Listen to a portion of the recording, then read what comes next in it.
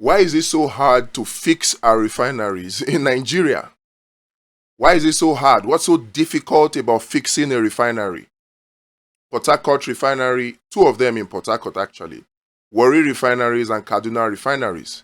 After over 20 years, 25 years, and over 26 billion US dollars spent, refineries, they say, are still not working. Why is it so hard? Is it because our refineries are very, very old? Because some people have started driving that narrative that the refineries are too old and that it's just best to sell it off and build new ones? Is it really so? Is it because the Italian company that was given the turnaround maintenance of the refinery is not competent? If they are not competent, who chose them to come and do turnaround maintenance? And if they are competent, why have they not finished the turnaround maintenance? Did they get paid? If they got paid, why did they get paid for a job that was not done? Does the company not care about its reputation? These are questions that are begging for answer. And we'll try to look at it. Why is it so difficult to fix our Nigerian refineries? That people are coming now to be shouting and hailing Dangote refineries or hailing Dangote that Dangote refinery has come to save Nigeria. Why is it so difficult? By the way, what about all our petroleum engineers? What happened to all our mechanical engineers in Nigeria? Our metallurgical and material engineers, our control engineers, what happened to them? We graduate these engineers every year. Nigerian Society of Engineers, NSC, Congress of Registered Engineers, COREN, they register these people every year. They make them write exams.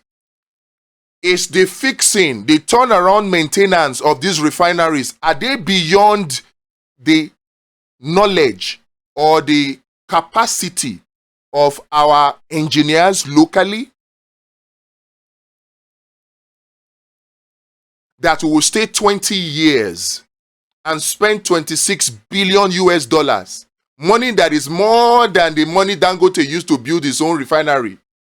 We spend it on turnaround maintenance, and after 20 years, our refineries are still not working.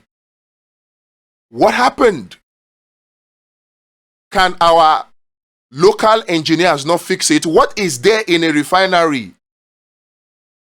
Is it not a fractionating column for fractional distillation of the crude oil? And then there are still pipelines there. There are sensors. There are heating chambers, cooling chambers. Is it not what is there?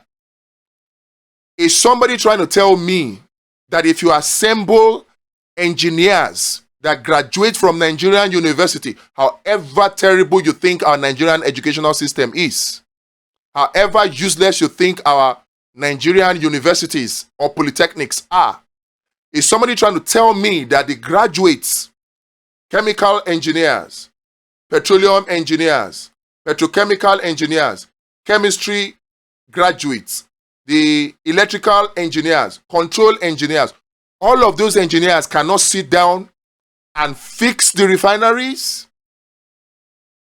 Is it fractionating column that our engineers cannot fix? Is it the cracking chambers where it is just chemistry? Is it the blending that is just chemistry? You add chemicals to remove sulfur. You add chemicals to break down thick crude materials into lighter crude. Is it the sweetening? Which of the section of the refinery can our Nigeria engineers not fix? If you look at it, if you ask me, I would tell you that the Nigerian refineries are working. And if they permit me, I can go into those refineries and prove that they are working. Somebody somewhere is sabotaging them or deliberately saying that they are not working so that they can export our crude out. and sell it in the black market. And then tell us that they are importing refined petrol products, so they can now come to lie to us that they are paying fuel subsidy, which is a fraud, which is just payments that are fraudulently made to people that have nothing to do with bringing in the refined petrol into Nigeria in the first place. Why is it so difficult to fix our refineries? People are arguing now, oh, the federal government is trying to sabotage Dangote refineries, and they are hailing Dangote as a hero for building Dangote refineries, without asking the critical question. Why is our refineries not working? Why not give the contract to our local engineers, assemble them? I am very, very certain that it can fix those refineries, maximum 1 year. Somebody comes and says that, oh, government has no business in business, that the refineries are too old, we should just sell it off and buy new ones. Those are very vexatious lies, and whoever spits those lies deserves to be sent to jail. The refineries in Texas, they're over 300 years old. They have been refining fuel in Texas, in America, in Europe for 300 years. And those refineries are still the way they are. They just do turnaround maintenance, and the refinery is not such a big deal. It's a fractionating column, a blending column, a cracking column, and then other things for sweetening and all of that. That's all. Their refineries are hundreds of years old. And somebody says we cannot fix our refineries because our refineries are too old. How old are they? 60 years? 40 years? 50 years? Come on. That is a useless excuse. And then somebody comes and says, no, government has no business in business. We should just sell the refineries to private investors so that they can handle it.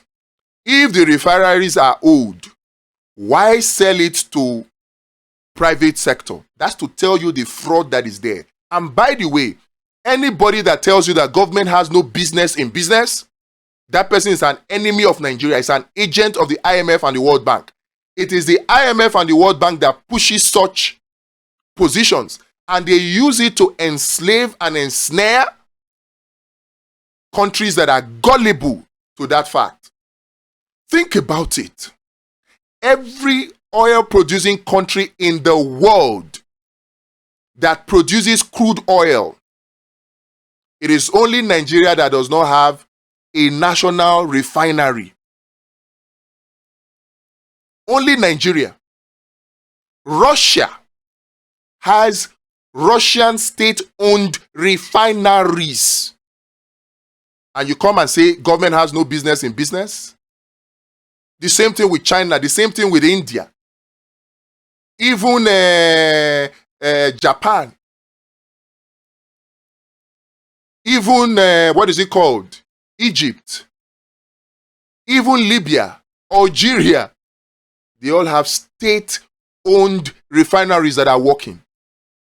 And you come and say government has no business in business? Do you know how serious the oil and gas sector is? It is the foundation of your energy security, your energy self-sufficiency. There is no country that can progress. There is no country that can make life easy and living conditions good for her citizens without taking charge of the energy sector. None. It is a national security risk for you to have national refineries that are not working and the Dangote refinery is working. National security risk.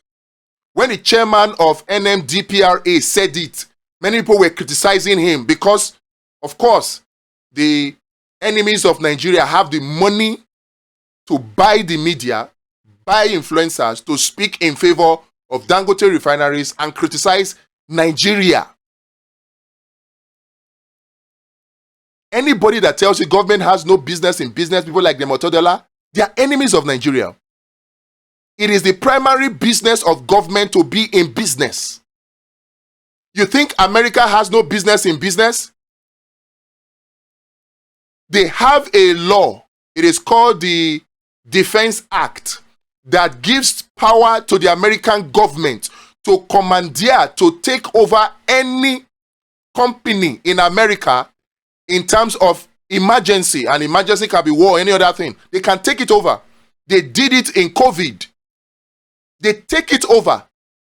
But the Americans have written the international rules-based system to favor them. They tell you government does not, it must be separated from business. It's a lie. Nobody interferes in business like the Americans. And any country that is serious about making progress must take critical sectors of their economy seriously. Steel production, you must take that seriously. Power generation, transmission, and distribution, you must take that seriously. Agriculture, you must take that seriously. Refining of crude oil, you must take that seriously. These are critical infrastructure that the government must be seen to be a key player in. And if you take the leading countries of the world, they take charge of this sector.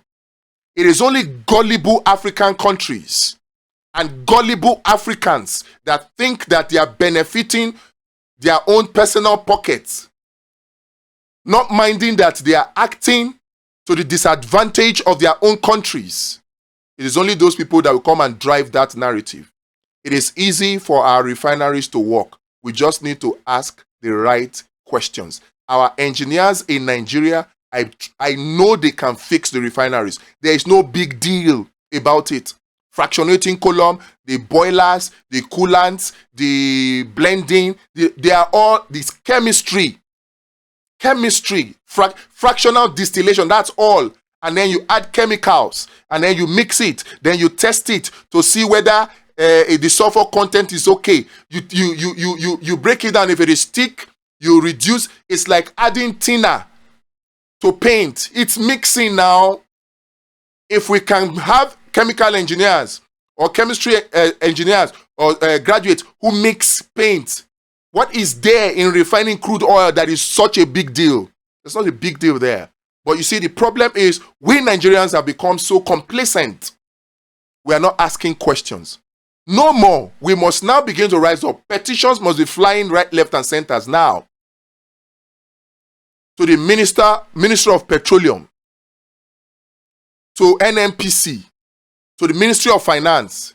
If they paid for fixing our refineries, who did they pay that money to? Why did the company not do the turnaround maintenance? Why is our refinery not working? They say it is technically complete since December. Yes, no refined petrol product is coming from there. Why? We need to start asking these questions because it's not a big deal to fix refinery. It is not a big deal. It's over to you. If the ongoing end bad governance protest is going to add any value, the leaders of those protests must begin to ask these questions. Why are our refineries not working? Nigerian Society of Engineers, the Koren, you must all now begin to speak up. I am not comfortable that you are silent. It is an indictment on you that we have engineers that are registered, trained, and then our refineries are not working. It's an indictment on you. So I challenge you to rise to the occasion. Do public statements. Do public symposia. Talk to the public. If the government will not listen to you, talk to the public. Let us all organize and hold these people accountable. A few persons cannot continue to hold a whole country to ransom. Something that we can do here, they now begin to tell us it cannot be done. They will collect money to do it. At the end of the day, they will say it's not done. They will still now take the crude oil, do DSDP with it, get refined petrol product for free without paying a dime in cash for it. And they will still now come back and tell us we are paying subsidy. Then they will increase pump price of petrol. They will devalue Naira. And then all of this is making life hard for Nigerians. And we are keeping quiet. And you say you are Society of Engineers, you are Koren. And you cannot fix, you cannot challenge the federal government and say we can do it. What is the big deal in fixing a refinery? What is the big deal? And come to think about it, our educational curriculum needs to be adjusted because I don't see why we have crude oil and everybody in the Niger Delta around where crude oil is available, I don't see why the only thing you teach them is not refining, how to make refineries. We should be making the refineries here. What stops us from making the refineries here? Okay, fine. The only thing that can stop us is steel. We have Delta Steel or Alaja Steel Company. We have Ajaokuta Steel. What stops them from working? What is the big deal in it? People like Andrew Carnegie, 200, 300 years ago, were individually as individuals setting up steel companies. And they were doing steel since, refining steel. Why can't we do it in Nigeria? And once we can get our steel sector to take off, which I believe that even our own engineers, just with some minor guidance from the Russians or whoever is willing to help us, minor guidance, our steel companies, Ajaokuta Steel, Alaja Steel, they can come up. And once they come up, the steel rolling mills, the Defense Industry Corporation of Nigeria, the Nigerian Machine Tools, all of these companies can now come alive. We can now begin to fabricate our own engine blocks that we can use to make cars. We can now begin to fabricate our own weapons. Engine blocks that we can use to make armored personnel carriers, that we can use to make tractors. We can now begin to manufacture our own transmission lines. Every now and then they say our transmission grid collapses. It's because the capacity cannot carry what was generated. And it's just about transmission lines. We can manufacture our own transmission line. We don't need Siemens. Nigerians, it's time for us to wake up. They have left us behind over 300 years. What they were doing, the Americans and the Europeans, 300 years ago, what they were doing in refining of crude oil, in manufacturing of steel, what they were doing, manufacturing airplanes, manufacturing guns, manufacturing nuclear weapons, what they were doing 300 years ago, we cannot still do it now. Because we have leaders that think all about life is to buy car and travel abroad and do party. No, we cannot continue like this.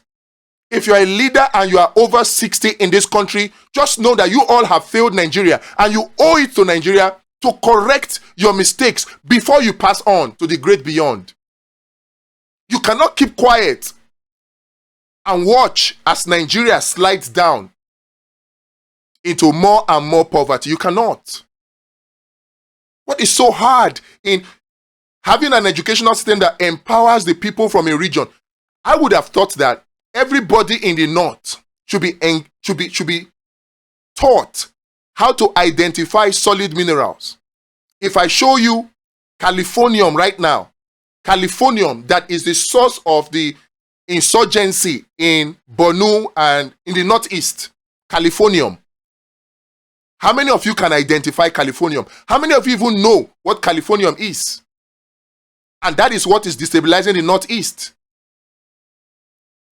The same thing in the northwest. Many people think it's about gold. It's not just about gold. It's also about the uranium that is available in the northwest.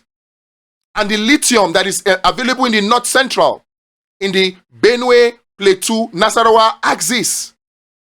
And everywhere you have these rare earth metals, you have insecurity. And then you ask yourself, who gives those people the guns they use to carry out their banditry or their terrorist act? The enemies of Nigeria. Don't allow them to continue to use you. We should have an educational system right now that teaches everybody in the north how to identify these rare earth metals, these minerals. We should be teaching them how to mine. We should be teaching them how to refine. We should not be taking out the gold and exporting it. No, we should take out the gold and refine. Every household in the north should know how to refine gold. Every household in the north should know how to identify uranium, how to identify californium. Every household in the Niger Delta should know how to manufacture refineries. They should know. If we were manufacturing our own refineries in Nigeria and we can make our own refineries in Nigeria. We won't spend up to $20 billion to make 650,000 barrels. We won't. Because that 650,000 barrels per day capacity, Dangote refineries, the 20 billion they said they used to make it, 80% of that 20 billion goes to the company that manufactured the materials that was used to make it. So if we were making those things in Nigeria, which is not hard for us to do, we will save a lot of that $20 billion. And that will be creating jobs. That's the way to industrialize Nigeria. That's the way we need to go. Please, Nigerians, I beg you, we need to show these people that we can do it. We need to. And one of the ways to show them that we can do it is to change this current crop of leaders. We can't keep begging them. They won't change. They don't have any incentive to change. They are enjoying the life. So it is left for us to now unite, organize, and come together to change the leadership system. And to do that, we must fix the recruitment process from the recruitment houses. The leadership recruitment houses in Nigeria is at the political parties. And unfortunately, the way the political parties are configured is such that only these crop of leaders are thrown up for elections in Nigeria. We need to change that. So I invite you to join. Let us create the Abundance Party of Nigeria together with clearly stated ideologies. Clearly. That way we can unite. We should be uniting way more than protest. Protest has limited result. Limited result. We should be doing much more than that. We should be organized. We should organize under a political party with clearly stated ideologies like the Abundance Party of Nigeria. Once we create it, we'll now begin to create the structure across the 36 states and the FCT, across the local government, across the wards. We should be creating that network. That's what we should be doing now. So that when it is 2028, since all the aspirants are silent now, we'll be educating the people as we go. And then, with the way the party is going to be structured, we don't need to ask anybody to pay for nomination form. We don't need to. So that people with good intention, people with integrity, people with ideas, people who have the interest of Nigeria at heart, not the interest of their pocket, so that those people can be thrown up. We can challenge and wrestle INEC to a standstill if we organize. That brings me to the point that many people are giving up on the electoral system or process in Nigeria because they think that Peter Obi was rigged out. Yes, those may be contributing factors, but the redetermining factors we must identify so that Nigerians can see that there's still hope in the electoral process. But before we go into that video, let us know that there's no big deal about our refineries. We can fix them in Nigeria. We can fix them. We just need awareness, and we need you to join in creating